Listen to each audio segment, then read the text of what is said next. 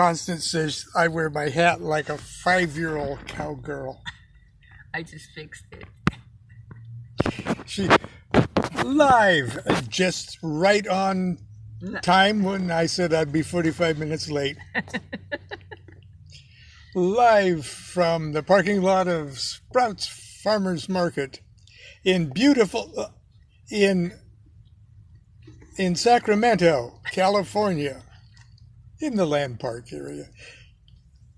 Hey, have you heard? Well, anyway, Constance is just getting ready to go in, and I'm being held hostage. She's being held hostage in a very hot car. There she is, my beautiful. Good morning. Today is the most important day of Lontober. It's Lon's birthday. He has been reminding me for a long time, like a whole year. Okay. I would say I'm going to buy veggies, but actually today I asked him, birthday dinner is going to be kitty treats today. Ice cream, corn on the cob, veggie hot dogs with lots of stuff on them and whole wheat buns. Yes! A potato salad, things, Watermelon. We do have watermelon too, yes. Just summer. I don't care. It's rather easy to make. I don't care. Even though he wanted vanilla ice cream, how boring can you get? Okay. But it's where I want it served. But it's his birthday, so I figure if we're going to all celebrate his birthday, we should, because we are, as I always say, all one. We should celebrate our birthdays today too, our unbirthdays today, and it's a time to think about what's your purpose in being on Earth. I think about it every day when I'm here. Even when I get up in the middle of the night to go pee in Sacramento, I think, what the heck am I doing here? I never. What are you doing anywhere? Yes, but yes, that too. So I figure we're here just to we're here to reconcile our opposites and to love one another. See, that's how you reconcile your opposites, and to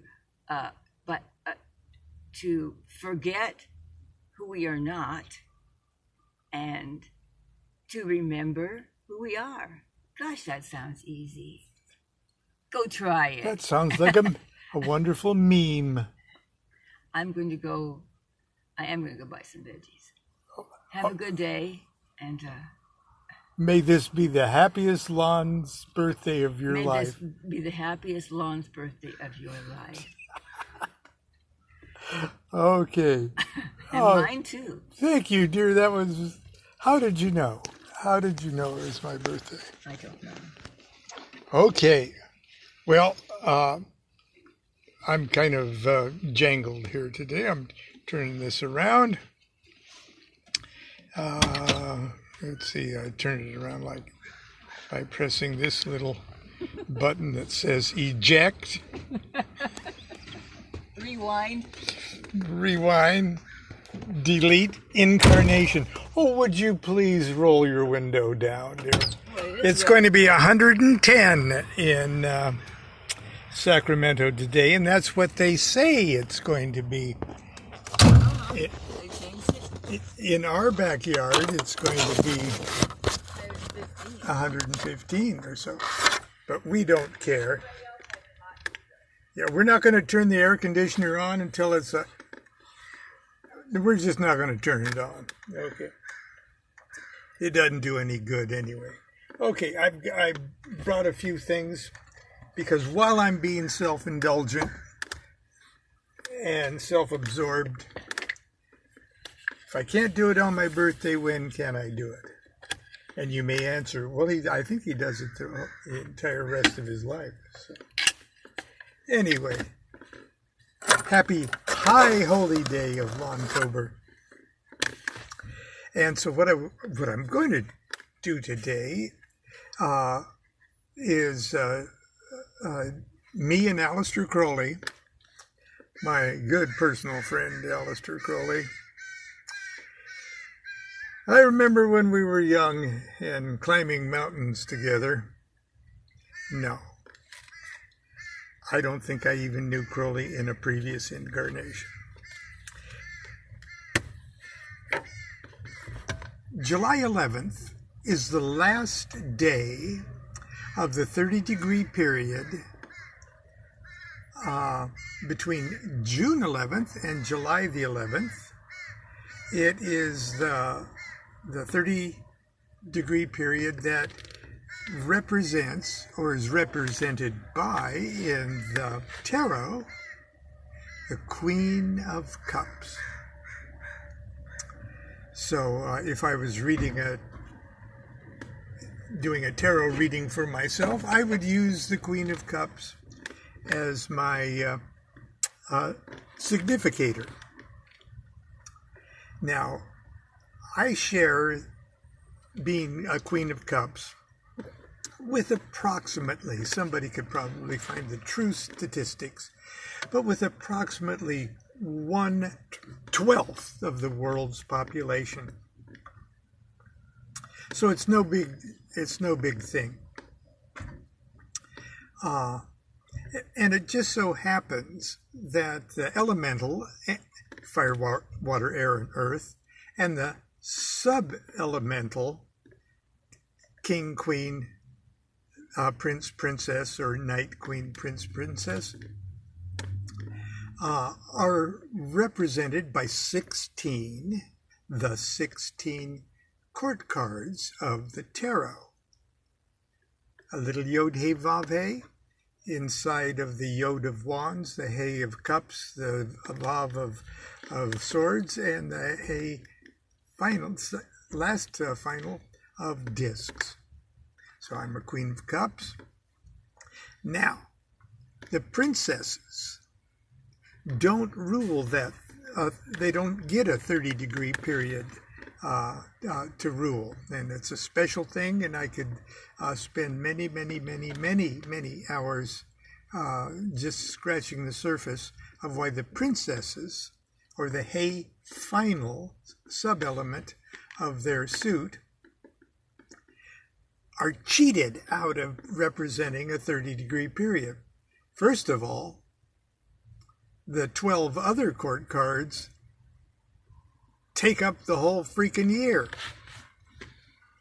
Now, the princesses, like the mysterious He final, that He final is an odd,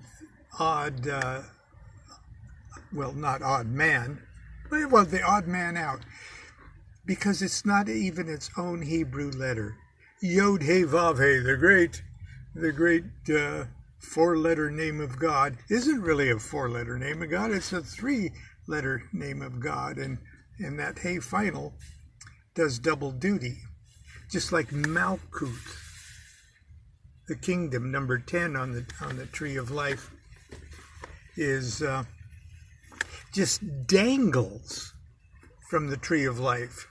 There's a certain or a specific mathematical perfection that sort of links the subtlety of 0 with the number 9.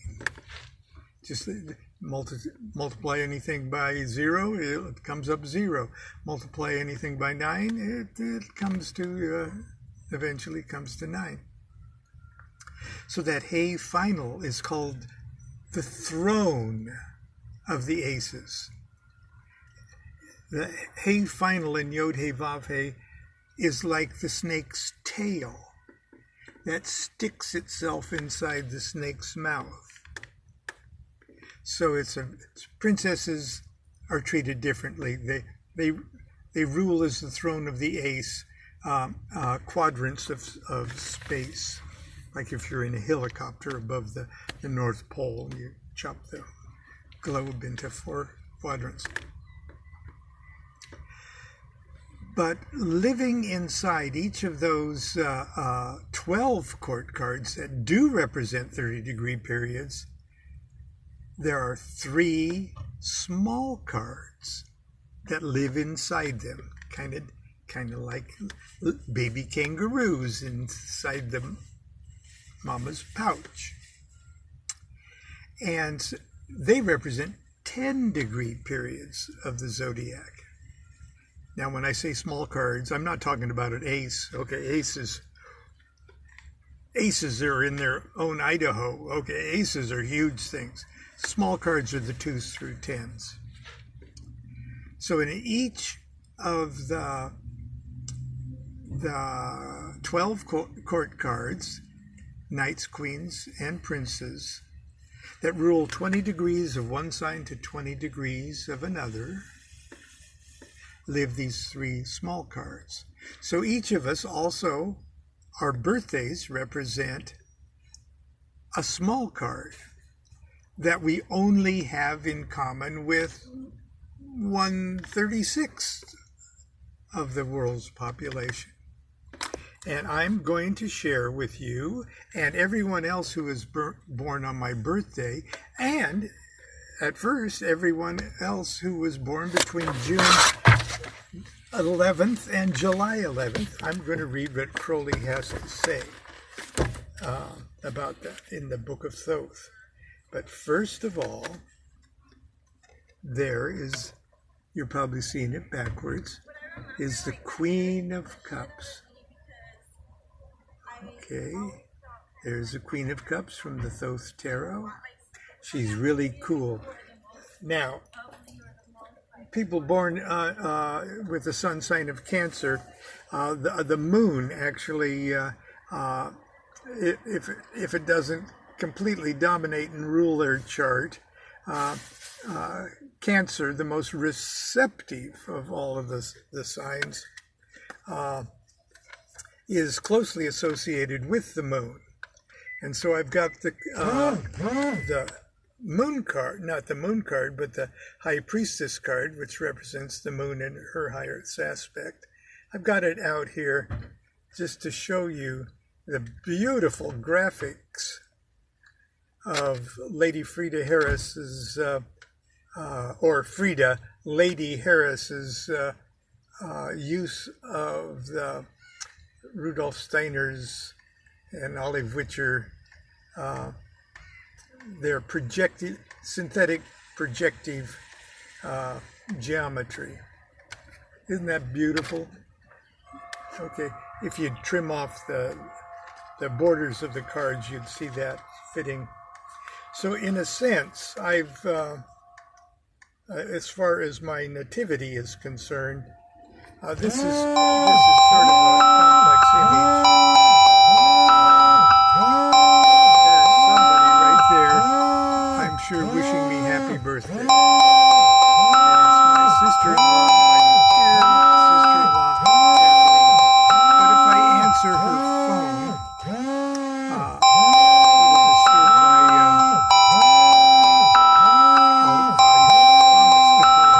back. Okay. There we go. Okay. And here is that 10-degree period that represents the last decan of Cancer. The three of Cups. No, not the last decan of the Queen of Cups. So there's 3 cards that live in the Queen of Cups, and this is the 3rd one. That's what I was trying to say. Okay, let's hear what Crowley has to say. First of all, the general remarks on the queens. He says, the queens, like Lon said, the queens represent the letter He in the name. That's the first Yod He Vav He.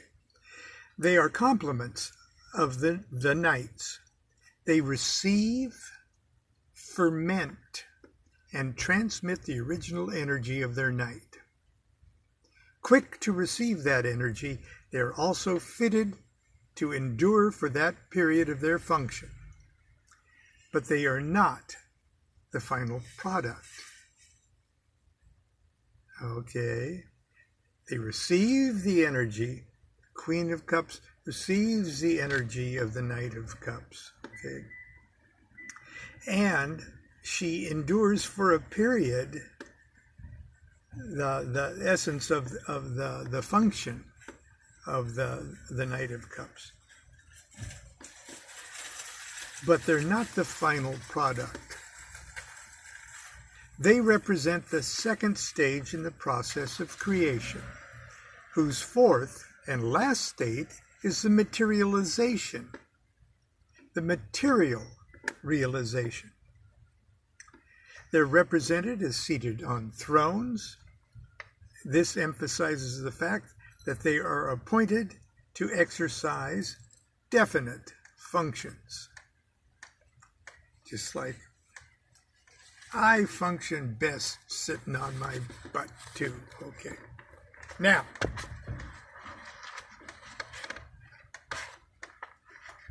don't quote me on that. Or you can, I don't care. I'm going to read what he had to say in the Book of Thoth about the Queen of Cups.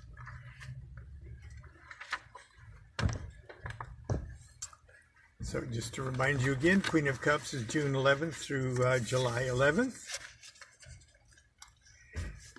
Now, in the Queen, all the queens being the water subangle, and the suit is cups, and cups is water. So the Queen of Cups is water of water. And water of water just happens to be one of 16 of the 36 hexagrams, or excuse me, 64 hexagrams of the Yi Ching. And which is called the Joyous Lake. So all of us Queen of Cups are also described, if you will, by the 58th hexagram of the Yi Ching, the Joyous Lake. Joy springs from deep happiness. Be friendly and cheerful. It's contagious. Enjoy gatherings with happy and intelligent friends. Have fun and learn from one another.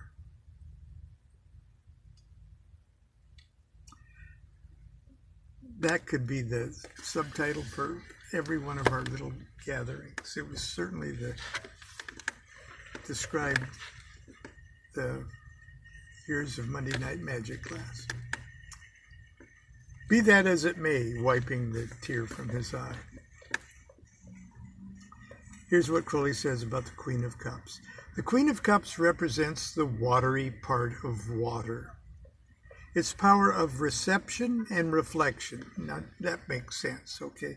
The reflective nature of water, especially still water, is like a mirror. And water of water is like holding a mirror up to another mirror, reflecting back and forth, having literally a feedback of light. And all the images that pass through between those two are energized, are vivified,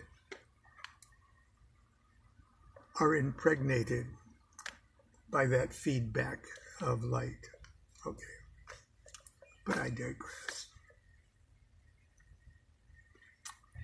In the zodiac, it rules from the 21st degree of Gemini to the 20th degree of Cancer. Her image is of extreme purity and beauty,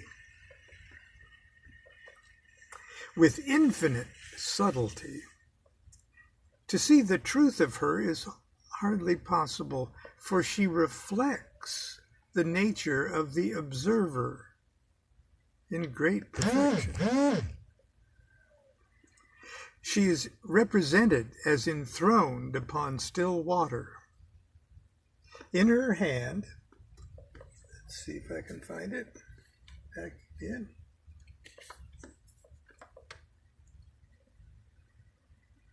In her hand she bears a shell-like cup, from which issues a crayfish. And she bears also the lotus of Isis, the Great Mother.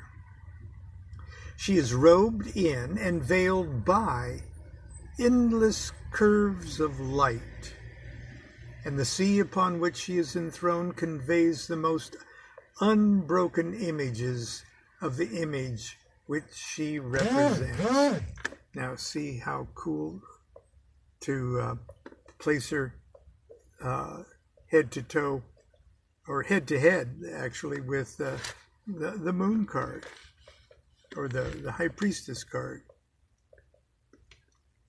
The characteristics associated with this card are primarily dreaminess, illusion, and tranquility.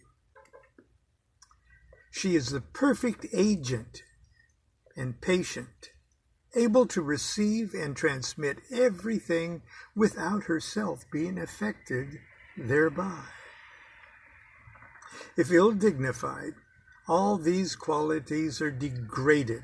Everything that passes through her is refracted and distorted. But speaking generally, her characteristics depend mostly upon the influences which affect her. In the Yi Ching, the watery part of water is represented by the 58th hexagram, Tui, just like Lon said. The commentary is as colorless as the card. I don't think so. He was using the leg translate.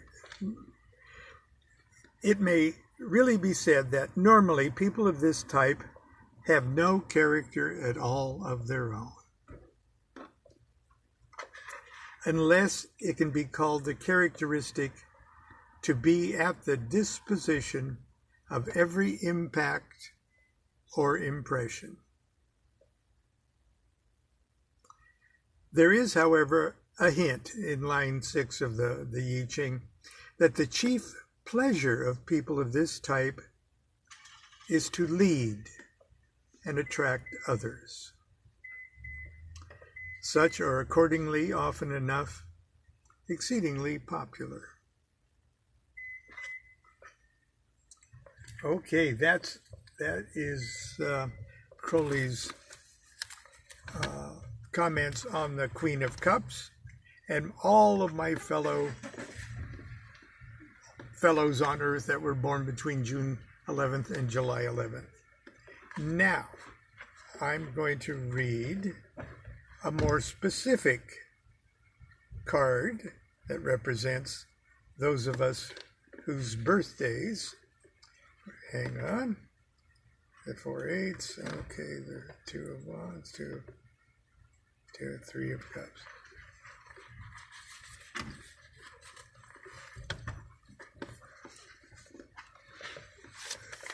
Whose birthday's approximately the 1st of July through the 11th of July. And it is the card, the 3 of Cups, which is called abundance. You're usually happy to see the 3 of Cups when it shows up. Now, this card refers to Bina. Okay, I don't know if you can see this, but number 3 is Bina. And if you had a tree of life for the wands, and a whole tree of life for the cups, and a whole tree of life for the swords, and a whole tree of life for the discs, this is the Bina of the tree of life of cups. This card refers to Bina in the suit of water. This is the card of Demeter or Persephone. The cups are pomegranates. They are filled bountifully to overflowing from a single lotus arising from the dark, calm sea, characteristic of Bina. There is here a fulfillment of the will of love in abounding joy. It is the spiritual basis of fertility.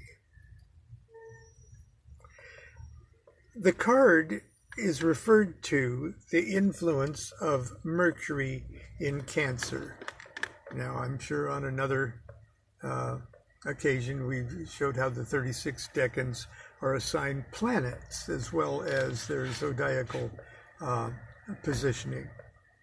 And the luck of the draw, the roulette wheel of planetary assignment assigns Mercury to Cancer. Now, Mercury is more than the planet Mercury. It's more than the astrological Mercury. Mercury is an awesome god whose initial essence is even found above the abyss in number 2, or Hokmah, which is called the All-Father, just as Binah is called the Great Mother. And she's assigned, or has her fundamental essence rooted in the sphere of Saturn. So in a sense, that we've got above the abyss crap happening here, okay, with kind of the mercurial word, literally called the Logos, which is a mercurial, you can see where that's developing, and the Binah there. Now, Binah is the first receptive thing, so that in a sense, she represents the great sea, the great sea, where all the blood of the saints is taken across the abyss and laid at the feet of Babylon the Great, which represents the Great Mother, the Great Sea. And that's associated also with the moon. And that's another reason I use that High Priestess card. But I'm digressing all over this place. I apologize. This card is referred to the influence of Mercury in Cancer. Cut it out, it's my birthday. Thank you. This card is referred to the influence of Mercury in Cancer. This carries further the above thesis. Mercury is the will, or the word, of the All-Father. Number 2. Here its influence descends upon the most receptive of signs, that meaning Cancer, the sign of Cancer, cardinal water. At the same time, the combination of these forms of energy brings in the possibility of somewhat mysterious ideas. Binah, the great sea, like Lon said, is the moon in one aspect, but Saturn in another aspect. And Mercury, besides being the word or will of the All-One, is the guide of the souls of the dead. That's the action we're talking about. All of that taking place above the abyss. It's delightful to think that the pathway that joins the All-Father and the Great Sea Mother is the path of Daleth, or love, or the Empress card, which sort of takes the essence of Venus above the abyss as well. Okay. This card requires great subtlety of interpretation. The pomegranate was the fruit which Persephone ate in the realms of Pluto, thereby enabling him to hold her in the lower world, even after the most powerful influence had been brought to bear. And this is what I'm going to end today's talk with how Crowley ends his comment on the Three of Cups. The lesson seems to be that the good things in life, although enjoyed, should be distrusted. Okay, that's my birthday talk. I want you to look carefully because this is the face of a 75-year-old man.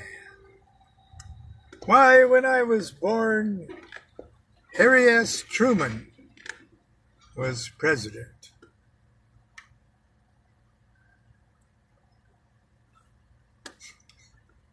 Which means nothing, although he was a good Mason. Until tomorrow, continue to be good to yourself, be good to each other. Do what thou wilt shall be the whole of the law. Love is the law, love under will. And enjoy the high holy day of Lontober.